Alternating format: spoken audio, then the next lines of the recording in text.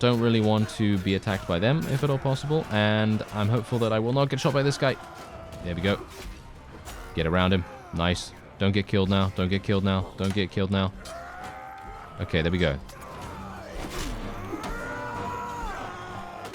Okay. Oh, nice. Okay, wait. Yep, there we go. Get him. There we go. Nice. Okay, we took him down. We took him down. Oh, now you're scared, huh? Now you're scared. Yeah, you better be careful. You better be careful. All right. Whew.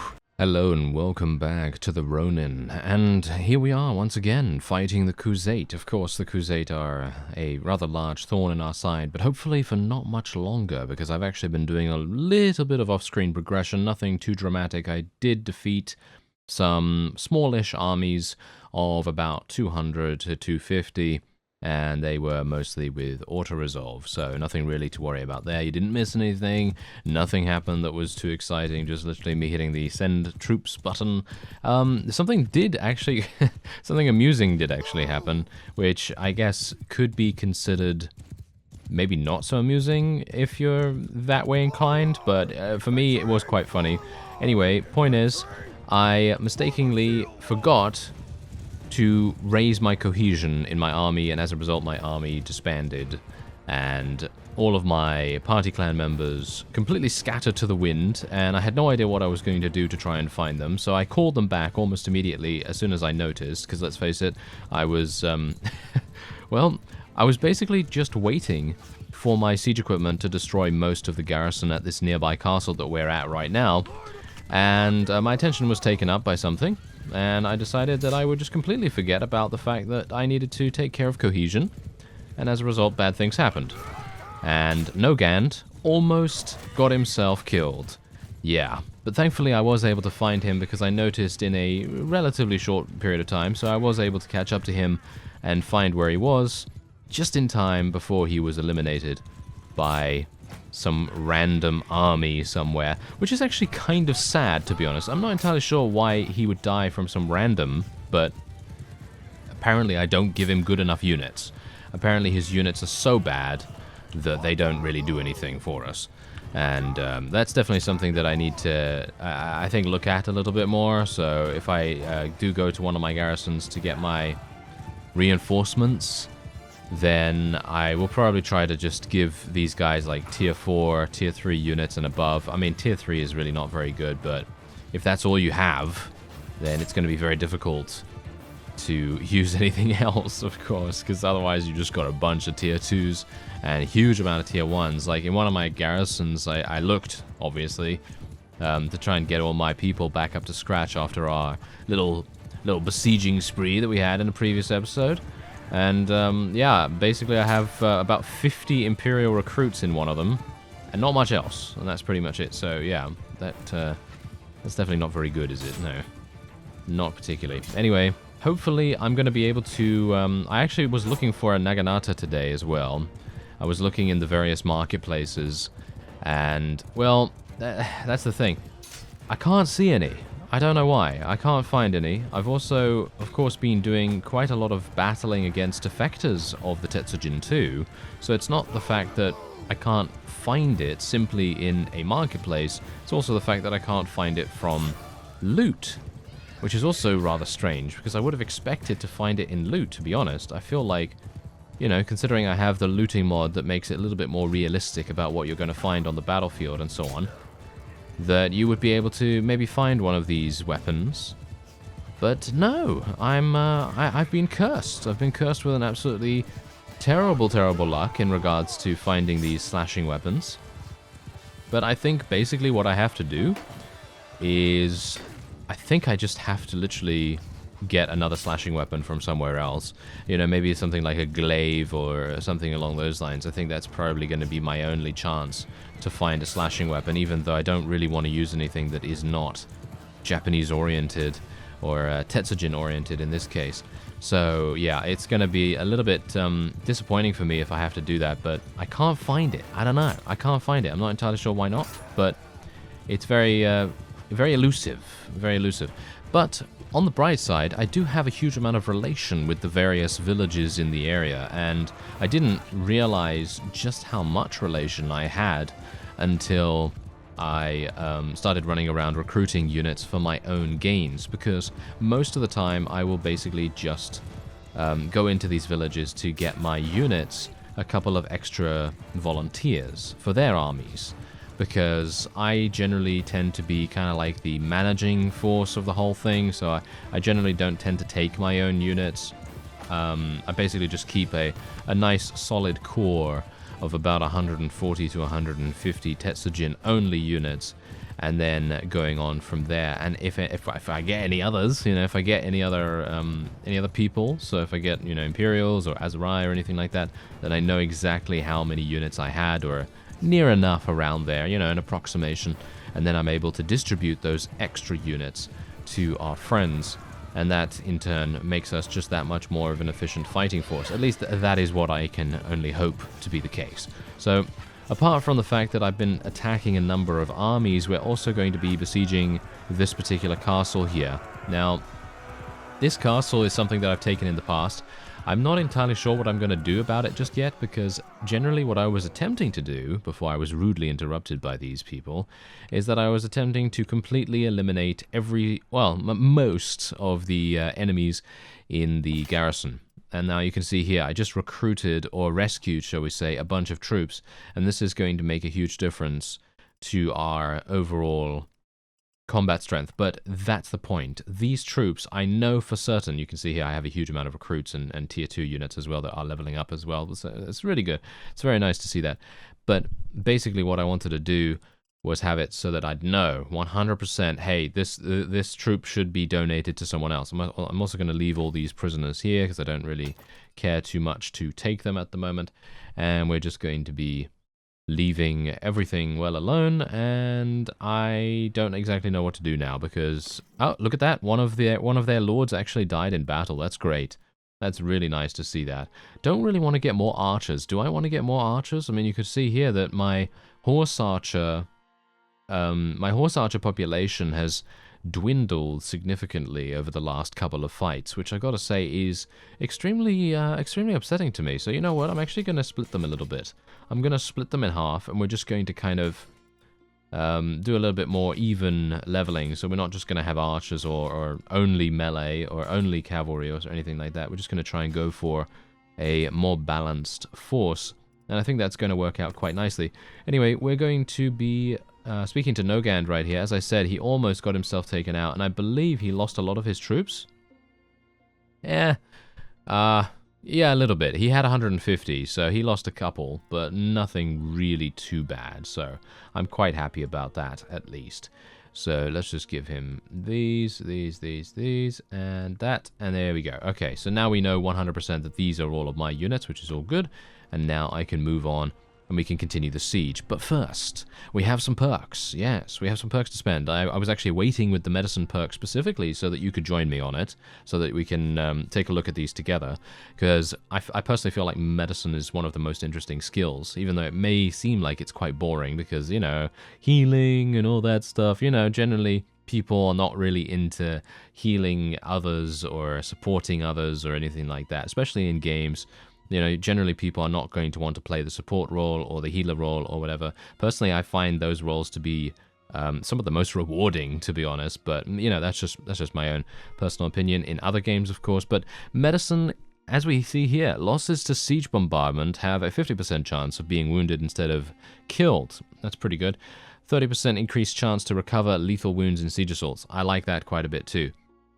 Otherwise, we have Veterinarian, which is a 30% chance per day to recover a lame horse. That's pretty good too, but that is obviously very dependent on whether it is indeed lame to begin with and not just immediately killed. It might be the case that you need to take that other perk, that reduces the chance of your mount dying. That's the perk that I'm talking about. So I think what I'm going to have to do is I'm going to have to take Siege Medic, because this is just not very good. 50% chance to recover a mount from lost cavalry after battles. I mean, that's actually pretty decent. I gotta say, I feel like that's pretty decent, but I think that the 30% increased chance to recover lethal wounds in siege assaults. You know what? I'm gonna take a look at Bannerlord perks real quick. Alright, so I have the Siege Medic perk currently selected, and apparently it is partially implemented at the moment. The perk incorrectly converts 0.5% of siege bombardment deaths to wounds if the party surgeon has this perk. So it is 0.5% rather than 50%. Yes, and the secondary effect is not actually implemented yet. Right. Well, it's good that I checked it out then, isn't it? Because apparently Veterinarian is implemented completely perfectly, and it says this perk appears to correctly grant a 30% chance to recover a single lame horse each morning once if the surgeon has this perk. It also correctly grants a 50% chance for each dead cavalry troop to give his mount as an item to the party after battles. So, technically, this is obviously going to work if you are the surgeon. So I'm going to be taking Veterinarian because Siege Medic is not currently working on the version that I'm playing. I've got to stress that because obviously many of you may not be playing on this version. I'm playing on 1.5.5. You might be playing on 1.5.6 or 0.7. And if I actually go over to 1.5.7, Siege Medic is actually still not working. Huh. Oh, it actually does work with the Siege Bombardment now, but the secondary effect is not implemented at all still on 1.5.7. So they're still going to have to work on that, but not a big deal because we don't have to worry ourselves with that. Anyway, tactics. Parties that you've called to your army move 10% faster while moving to the army. 15% less influence required per party to call to your army. That doesn't really matter to me. And we also have this, which is Army Commander. The first one is obviously going to be quite interesting. Reduce fortification bonus in simulations by 20%. Reduce fortification bonus. Okay, a bit weird here. Not entirely sure, you know, how these are actually calculated. Let me actually just take a quick look at Bannerlord perks again because I feel like I might be missing out here. Yep, indeed. All right, yeah. So On the March is working. This one is working right now, and Call to Arms is not working at all. It is not implemented on my version, so this is basically pointless. So I will be taking On the March here, and basically what it says is, this perk correctly multiplies advantage from enemy fortifications in simulations by 0.8 or 20%. And if any of the sieging party's leaders have this perk. Okay, well that's pretty good. And it also multiplies advantage from friendly fortifications in simulations by 1.2, in other words 20%, if the town's governor has this perk. Right. Multiplies advantage from enemy fortifications? Oh, okay. So basically, what it does is it does indeed reduce the fortification bonus. So in my opinion, that is going to be the thing I will take. Amusingly enough, I think someone actually did mention in the comments that I took another perk that was on the bottom level, but everything else so far, apart from these two, has been on the top, which I thought was extremely weird. Don't you think that's super weird? I think that's really weird. Yeah, look at that. Absolutely everything I've taken so far is literally on the top level, with the exception of the last two. That is insane. I don't even know. I don't even know what's going on with that. That's kind of weird. Anyway, let's continue the siege right here. As you can see, there's only 112 units here. There used to be 600, by the way. Oh, hello. Right. The Crusade, everyone. The Crusade. They are absolutely fantastic. I actually did not want to go into the fight here. I actually wanted to take them all down to about 50 or so defenders, and then just head on in with like an auto-resolve or something like that. But I think it's pretty fun to go into a siege anyway. I personally find sieges to be super cool, but most of the time, when you've been into that particular castle before, you don't really want to go into that same one again multiple times. So generally, I tend to try and avoid that kind of stuff, but you know, that's just not how it goes sometimes. We can't always get what we want, of course. Anyway, let's just have a look-see here. Anyone gonna shoot me? No, it doesn't look like it. No, I'm just expecting a rock to fall down from the battlements and absolutely murder me instantly. Alright, they get it. Are you seriously see that? They all switched to their shield. That was hilarious. Okay, yeah, this is probably not going to work out too well, fellows. Yeah, as you can quite clearly tell. Hello. Do you want to try and shoot me?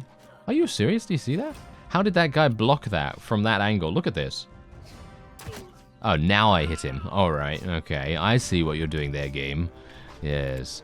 Alright, I'm just going to tell everyone to charge in, by the way. It is absolutely pointless for us to, you know, hold our horses here at all. So we're just going to continue attempting to murder. There are a bunch of people maybe ready to get shot. Nice. Yeah, that's the time. That's the time when the hitboxes, the new and improved hitboxes, really come into effect. Because if this was Warband, you'd pretty much attempt to kill that guy, and you would hit his shield pretty much every single time, unless you were really good at archery. And I'm talking about massive amounts of weapon skill, you know, because generally you can't get a huge amount of weapon skill in the native game. But if you play something like Prophecy of Pendor or something like that, where you can raise your weapon proficiencies through a variety of different methods, not just fighting and leveling up, you can literally get magical items and various other extremely powerful potions and stuff like that to help you to increase those things. So that would obviously be extremely useful. But yeah, usually in the base game, you're not going to be able to increase your weapon proficiency so dramatically. But I remember quite vividly in Pendor that I was able to shoot enemies so accurately just due to the fact that my proficiency was so incredibly high. I think I had like... I mean, obviously this is not going to make that much sense to you if you don't know anything about Warband, but basically weapon proficiencies were quite similar to how they're done here, but they leveled up a little bit differently, shall we say, because here it is a smaller scale. Weapon proficiencies in Warband could go up to 500, 600, 700, easily in Pendor at least. But obviously in the native game, not so much. Usually in the native game, you would probably get to about 200, maybe 250 if you're lucky.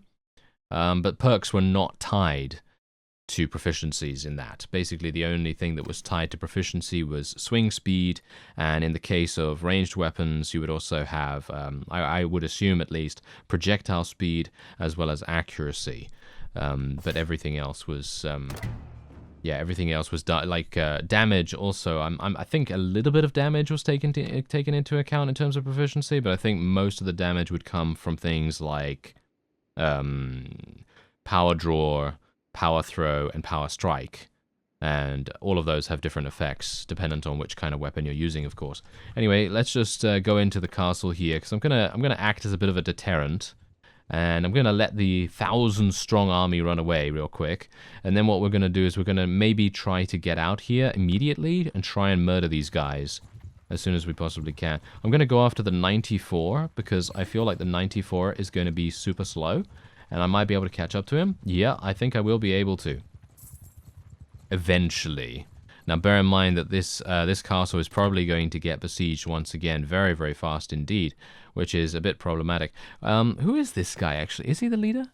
No, Misui is the leader. Oh, okay, yeah. Okay, I think I'm probably going to try and find her, to be honest. Every single time I've attempted to persuade her, she's kind of been... a little bit agreeable, so... maybe it would be useful to try and speak to her once again, because she might actually provide us with a way to gain some territory and to gain some additional support from other people. Oh, Hubyahar has actually come under siege by the Aserai. Oh, that's interesting. Okay, I actually forgot that we were at war against the Aserai. I guess that shows how impactful they've been so far, hasn't it? Yeah, they really haven't been doing too much. Anyway, Akisa Castle was taken back, as you can see right there, but I basically just left it. Oh, Akalat is actually under siege right now as well. Yeah, that army over there is attempting to take that. Alright, I'm going to go and take Ortengard then, because generally I found out the best way of interfering with the AI and actually making significant strides ahead so that you don't get into a situation where you are... consistently trying to, you know, basically go like 2 steps forward, 1 step back sort of thing. You know, when that kind of thing happens, I feel like it's a better idea to just go and just leap 5 steps ahead. And even if they take 1 or 2 steps from you, you've still gone way ahead of them, and you can't really be stopped at that point. So generally, doing something like this, where you literally just go straight on in, and they've got to stop that siege if they want to stop you. You see what I mean? So generally, being more offensive is much, much more effective, at least in my experience right here, than it would be if we were to go and defend Akalat. Because let's face it, if Akalat does indeed get taken, that's not my one, that's not my problem, because it's not actually my fief, and 2, I would be able to take it back extremely easily. Unfortunately now, we are having some issues here, but thankfully I kind of thought that they would stop their siege, so that's the reason why I built a bunch of battering rams and siege towers and so on. So what I'm gonna do, yeah, they're gonna, yeah, look at that. They really want to attack me right now, but I'm not gonna let them do this. So what we're gonna do is, oh, that was actually risky of me. That was actually risky of me. I should not have done this. I should not have done this at all. All right. Well, whatever the case, it's done. I will just spam 1, which is pause, when we get out onto the world map so that they can't possibly attack me immediately. Let's just hope that works. Anyway, let's take a look at my two-handed skill here, because we have 2 selections. I'm just hoping that they're both going to be implemented. Let's have a look. They are Berserker and Confidence. Yeah, okay, so I'm going to take Berserker because I'm usually below 50%. And there's not really, I mean, really, come on, above 90%? I mean, most people are going to take more than 10% damage in a fight, at least in my opinion. So I'm going to take Berserker, and that's the first time I've actually taken something lower than that when the perks were both implemented, so that's pretty cool. Anyway, pause it. There we go. Phew. Okay, just in case, you want to be careful. You never know when the game is going to continue to automatically move time forward, and then the enemy would be right on top of you, which is obviously not what you want. So anyway, this is going to be a little bit problematic, because this is probably one of the...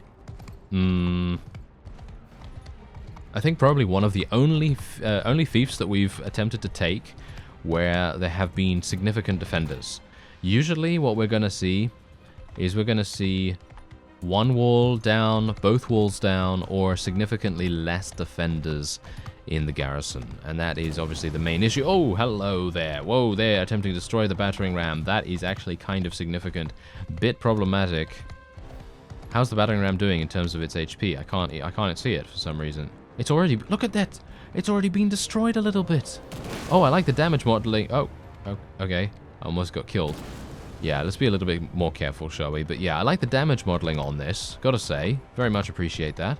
Anyway, what's going on here? Siege tower seems to be alright. Doesn't seem to have taken any visible damage. Look at this. They're really trying to kill my battering ram. I'm not a big fan of that. Can they start firing these trebuchets? There we go. There's one of them. There it goes. There's the rock. Is it going to hit? No. Didn't hit.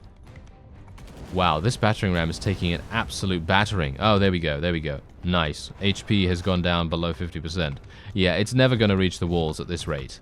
It is never, ever going to reach the walls. So we're going to have to rely on siege towers, and you know how I feel about that. Oh dear. That's going to go very, very badly indeed. As you can see, there's a number of kills happening right now thanks to the enemy's siege equipment, and I'm not a big fan of that either. So we're going to have some issues. Can I jump over this? Yes, I can. How are the siege towers doing? Oh, they're fine. Full HP. Yep, battering ram has been completely destroyed. And whatever that weapon is, it's apparently extremely accurate. I don't even know what is going on with that, to be honest, because most of the siege equipment, any single time that we've seen it in action, has been wildly inaccurate because, let's face it, either I'm using it or either the distance is just too far. So I suppose it's a lot easier for the opponent to estimate how much power they actually need for taking out the battering ram. I feel like a battering ram should be much more... I don't know, much stronger, maybe? I mean, that's the point. You can't really determine whether it's going to be strong or not, because it's made of wood, after all, isn't it? You know, so if a catapult or something is actually firing at it with massive amounts of whatever they're shooting at us, then that is, of course, going to make a pretty significant amount of damage happen to it in a short amount of time. Anyway, come on, guys. Are you serious right now?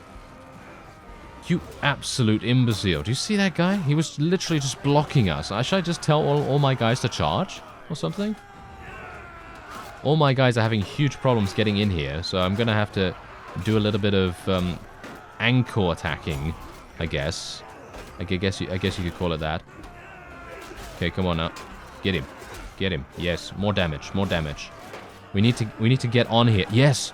Let us scare them. Let us scare them away. Oh dear. Now my camera is just shaking like no one's business because I'm just stuck in between huge amounts of enemies. Great. Okay, thankfully the enemy is seeming to be a bit frightened. So I'm appreciative of that. I could always use a little bit more intimidation, I guess. Come on, guys. Come on, you can do this. I'm just gonna wait here, actually. Just gonna wait here, and hopefully they'll be able to clear out the opponent. I think they seem to be doing quite nicely so far. Yeah, this seemingly is working quite well. Okay, come on now. Oh dear, my forces are now getting murdered. That is not good. Okay, come on, come on. Yes, push. Go, go. Yes, there we go. Fantastic. Okay, don't get killed now. Don't get killed now. Yeah, there we go. That's what I'm talking about. Now I would like to kill these guys because they're being annoying. Oh, no. And now I'm getting shot. Oh, no. Okay, I'm going to die, you know. I am literally going to die. That is going to be a terrible, terrible thing to happen. And I really wanted to push in right there and hopefully deal massive damage behind enemy lines. But that seems to not be the dream. That is not happening. That is not happening right now. I'm only hoping that the other siege tower is having more success than we are, because let's face it, this is absolutely awful. We are being pushed back into the siege tower because they got reinforcements, and these reinforcements obviously are not affected by the morale loss of the other ones. So that is a bit bad. That is a bit bad. But thankfully we have more units than they do, so even if we do end up losing similar amounts, it doesn't really matter, because that means that we're still going to have more than they do. Okay, I'm just going to continue attacking here.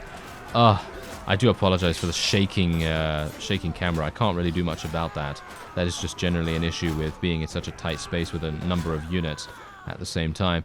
We want to be careful of the archers, of course. Don't really want to be attacked by them, if at all possible. And I'm hopeful that I will not get shot by this guy.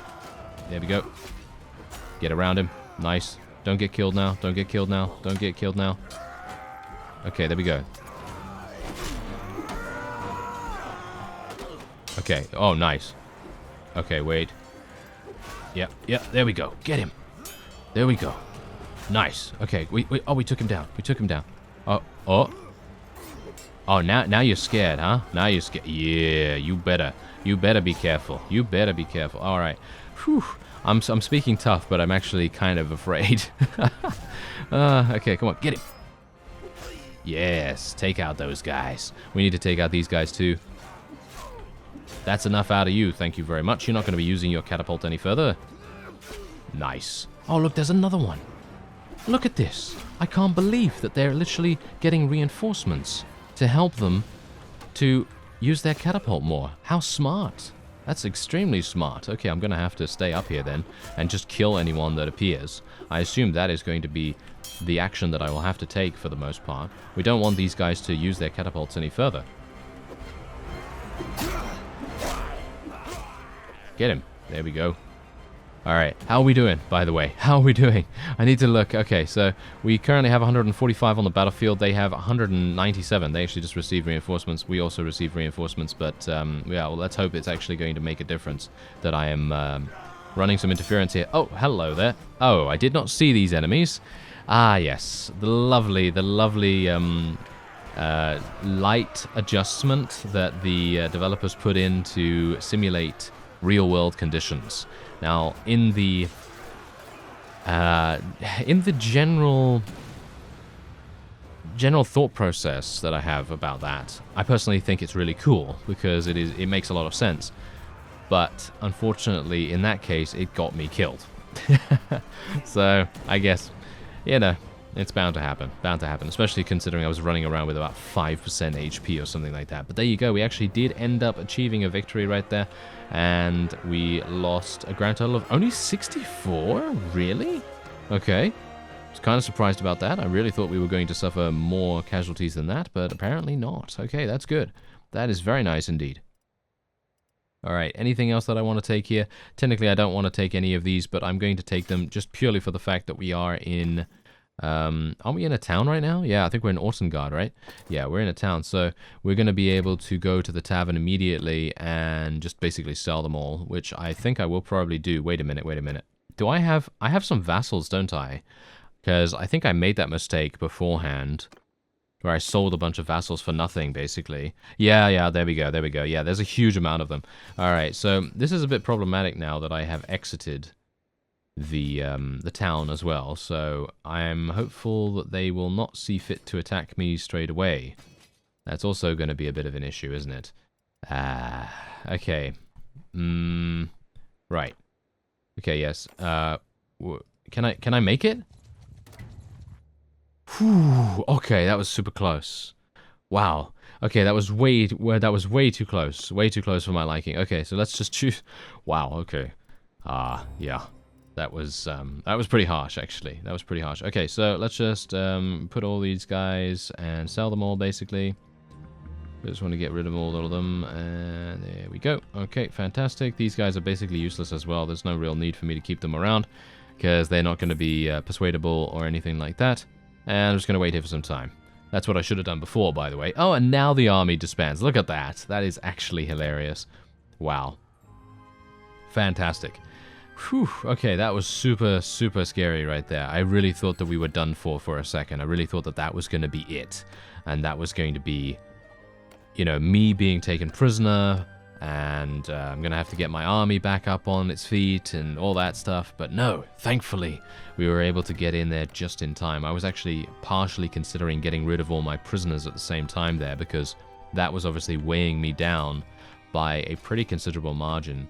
And I think if I'd gotten rid of them, I might have been able to even get in there a little bit faster, so that would have made more sense. Anyway, Acolyte did get taken, but that is really not that big a deal. As I said before, I can take that back in pretty much, I don't know, 2 in-game days, probably nothing, you know, maybe even less than that, because I can just make some, you know, siege tower, battering ram, just auto-resolve straight on in there, and then, you know, be completely fine, pretty much.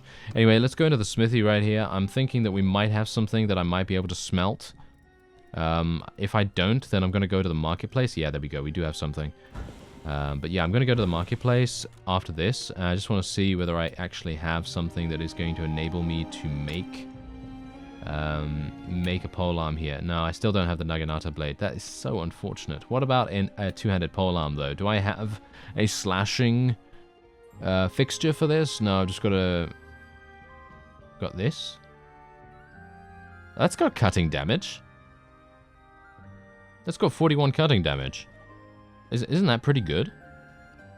I'm actually not sure about that. Oh, no, this is much better. As you can see, this bent razor head right here, or the war razor, it does 136 damage in comparison to this thing doing 41. So, yeah, the damage on that is just absolutely crazy. So, yeah, definitely going to be something that I'll try to get, I guess. But yeah, war razor, right? Yeah, I need to get a war razor. So maybe they have one in this town right here. Maybe I can take a look, because if they do, then we're going to be very lucky. But if they don't, then obviously that's just how it is. But oh, they have a glaive. Yes. Oh, it's only 40 cutting damage though. It's only 40 cutting damage. That's not really that good, right? Oh, they've got a long glaive too. Wow, that's crazy. Okay, that's pretty nice. Okay, so do they have anything else here that I really want to get? I mean, I've got to be a bit careful here. I mean, I'm not entirely sure if I want to... do I want to smelt those things down? Because if I smelt those things down, I'm not going to be able to use them. I could obviously come in here to buy another regular glaive, but not the long glaive. There's only one of those. So let me actually just have a quick look here. It does 22 cutting damage? That is absolutely awful. Why would I use this? I don't know. But it's got 206 length, which is not that bad. I mean, that's pretty good, actually, for a slashing weapon. So maybe that's the main thing that you got to consider with that type of weapon. So let's actually take a look here. Alright, so I'm just going to do this. Just purely for the fact that I'd like to be able to make my own stuff rather than rely on, you know, store-bought things. Anyway, let's just take a quick look here. So, two-handed, and then we're going to go to... Where is it? Long glaive head. There we go. Alright, so this is basically what it is. It does 52 cutting damage, the way it is right now. And it has 76 handling. That's actually pretty good. What's its reach like? 157. That's not bad. That is actually not bad. I like it. Alright, so what else do we have here? So I can basically add blunt wings to it, which increases its length. But does it increase anything else? Yeah, it increases the damage a little bit if I change these around.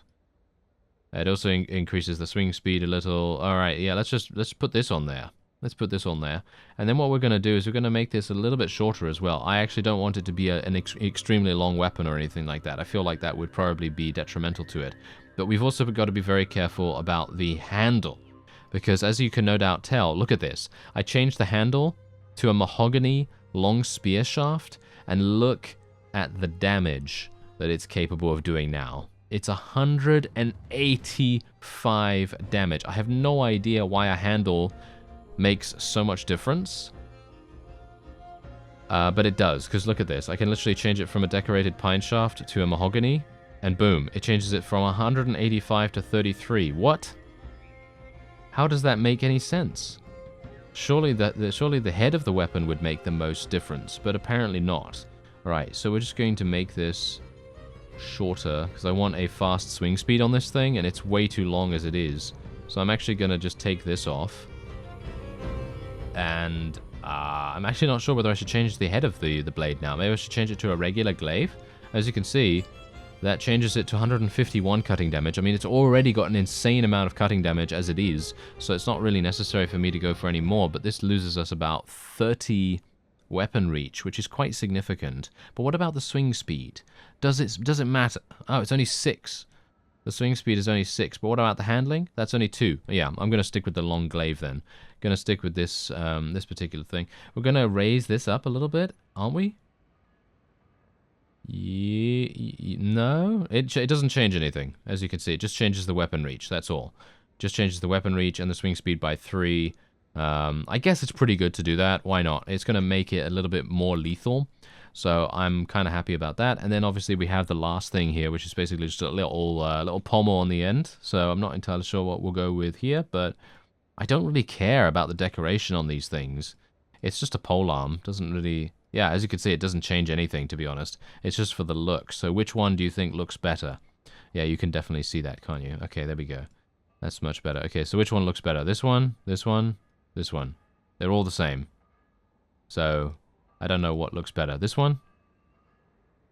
I mean, I guess that looks maybe the most ornamental. I'm not a big fan of this one, to be honest. So I'm just going to use this one, I guess. And we'll see how it goes. Alright, alright. Okay, so that seems pretty decent to me. And we're going to make it. Alright, so let's see what we get. Do I get any legendary, or do I... Oh, wow. Literally, I didn't get any bonuses whatsoever. I kind of feel cheated now. Okay, I'm going to... No dice. I'm not going to take this one. I'm gonna make another one. The exact same one. Come on, give me some bonuses. Give me some bonuses. I've got Master Craftsman and stuff like that. Okay, no deal. Okay, how about that? No deal. Because I would like to try a couple more times just to see if I can maybe get a weapon that is a little bit better than standard. Apparently not. Apparently this is not going to work for me at all. Ridiculous. Ridiculous. There we go. Ridiculous. Okay, come on now. Give me a bonus. Okay, fine. I'm just going to go with this then. I'm going to call it... I have no idea what to call it, actually. I'm going to call it the... Branch of Death. There we are. Great. Branch of Death. Sounds like a perfect name, doesn't it? Alright, so yes, that is actually going to be our new weapon that we're going to be using for the foreseeable future. Let's see how good it actually is. It might be terrible. Let's face it, it's something that I've made, so it is highly likely that it is going to be almost completely useless. Oh, look at that. Literally, I can sell these things for 106,000. Didn't even realize that, to be honest. Oh well, never mind, but there you go. Branch of Death. Hopefully that's going to be kind of fun to use, but I'd like to... You know what? I'd like to test it out right now if at all possible. Can I do that? Get him. Get him. Go, go, go, go, go. Get him. Yeah. Yeah, we seem to be able to catch him up. There we are. Nice. That is what I'm talking about. Alright, so I'm very low in HP. I've only got 44%, but I don't really care if I die, because I just want to test out my new weapon. Can I use it on horseback? Yeah, I can. I didn't check that before I made so many of them. That would have been embarrassing. Although, do I really care about being embarrassed? Not really, because I make these kinds of videos, so, you know. You know, generally, I'm not really fazed by being inept, by, you know, about certain things. I don't really care about that too much, because as long as I'm having fun and you're having fun, that's all that matters. Anyway, let's have a look here. Oh. Okay, then. Okay, then, sir. It seems like we have come to play. And these fellows have nothing against us. They cannot do anything right now. Like, the only thing that can really kill me is a fast-moving projectile from an archer or something along those lines. So I'm just going to move my archers a little bit ahead here, going to move my infantry into a standard formation, going to tell my cavalry and my horse archers to actually follow me for the moment, because I think that might make quite a bit of sense. Ah, bad timing. Bad timing on my part. Basically, I'm just getting used to this, obviously. This is something that I haven't used in a long time. The last time that I used a weapon like this was in the Crusade Khanate series, and it was fantastic. The War Razor at the time. Basically, what it did was it actually caused the developers to completely change the weapon. Amusingly enough. They literally just changed the weapon, they nerfed it into the ground, and they changed the War Razor from a slashing polearm that did, like, about this kind of damage into a two-handed sword, as far as I'm aware. I'm not entirely sure if that's still the case, but that's what they did at the time. And yeah, this is just as... Oh, look at how much damage we're able to deal. This is a slash, bear that in mind. It's not a piercing weapon, it's a slash. And usually, cutting damage is not going to be able to reach this amount of damage, not unless you have an amazing amount of proficiency and you're hitting a unit that is really, really weak. But look at how much damage we're dealing right now. 300 damage. We are hitting their heads as well. That's the point. We're hitting their head almost all the time. And that's the reason why we're able to deal such significant damage. It's just crazy. I'm actually quite pleased about this. Gaining one of these is something that I've been wanting for a long time, because I said to you, hey, you know what? It's probably going to be much better for me in terms of my efficiency in combat to go for a weapon that is slashing, because I've never really been that good with the piercing weapons, even though I was actually getting pretty good, I feel. You know, I think some of you also agreed with me on that part, you know, that I've been getting a little bit better with the couch lancing and everything, and that's not to say that we're not going to go back to it or anything like that, but, you know, I'm liking this kind of gameplay right now. I'm very much liking it. It is much more chill, and I can pretty much just ride up to anyone and slash them. And I think, with the exception of being killed by some kind of projectile, there's not really much they can do. So I'm happy with this. Very, very happy with this. Anyway, let's just tell these guys to charge in, tell my archers to charge in, even though the cavalry has basically done the whole thing. And we are now victorious. And there it is. Okay, so I'll take all the prisoners, just in case. You know, you never know whether it's going to be useful at some point, maybe. And what we're going to do is I'm actually going to go to the various villages. Not right now, obviously, but I'm going to do that off screen. And he died! He died in the battle. The enemy vassal died. I can't believe it. Okay, wow, we're getting really lucky with those, actually, aren't we? Because usually it is our vassals perishing like flies. They're pretty much just dying all over the place. But in this case, no. It seems like the enemy is dying much more often, which is very cool. I like it. I like that a lot. Okay, so let's just continue to take these prisoners, of course. And, wow, good amount of loot right there, too. And then we can also attack these guys. If they have too many cavalry, I won't be able to catch up to them. They're moving at 6.8? It's like he turned on the jets right there. What? You see that? That was crazy. Okay, so this guy's disorganized right now. Unfortunately, that's not going to stay the way that it is. Yeah, that's also the problem with the Crusade. They do tend to move quite fast because most of their army is just literally cavalry. But anyway, I think that's probably going to be it for this episode. And you can see here that we've just leveled up like no one's business. Every single one of our leveling units has gained some kind of upgrade. And we're just going to be continuing to do that, and then obviously converting people and diverting them over to our other armies and so on. But yeah, this is looking pretty good. You may think, hey, wait a minute. Didn't you take Hakun Castle and Akalat and Nikisa Castle? Yeah, I did, but I am easily going to be able to take these back without any difficulties whatsoever, and the Crusade can't really do much because we have now scattered most of their armies to the wind. And if you take a look at their combat strength right now, oh, the Aserai are actually doing really well. Look at that. But the Crusade, they've lost about 1,000 combat strength, I think, in the last maybe like 1 to 2 in-game weeks. So that's pretty good. Anyway, that's going to be it for this episode. I thank you very much for watching, and I'll see you next time.